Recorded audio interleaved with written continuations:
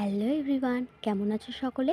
আশা করছি সকলেই খুব ভালো আছো। চলে আসলাম আজ ছোট্ট একটা মিনি ব্লগ নিয়ে। আজ চলে গেছিলাম বাণীপুর পিজিবিটি ময়দানে, যেখানে প্রতি বছরই অনুষ্ঠিত হয় রাজ্যের দ্বিতীয় বৃহত্তম মেলা বাণীপুর লোক উৎসব। তোমরা হয়তো অনেকেই জানো শীতের শেষে এই মেলাটি আয়োজিত হয়, কিন্তু এবছর এই মেলাটি শীতের মাঝামাঝিতে আয়োজিত হতে চলেছে এবং তারই কাজ এখানে প্রায় শুরু হয়ে গেছে। তোমরা দেখতেই পারছো। আর প্রায় কিছুদিনেরই অপেক্ষা, তারপর এই অপেক্ষার অবসান ঘটিয়ে আসতে চলেছে আমাদের প্রিয় বাণীপুর লোক উৎসব।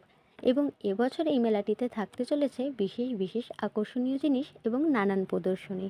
শুধু এই নয়, এর পাশেরই মাঠের প্রাঙ্গণে রয়েছে ভিআইপি বাজার, যেখানে থাকতে চলেছে নানান ধরনের প্রদর্শনী এবং হস্তশিল্পর জিনিসপত্র।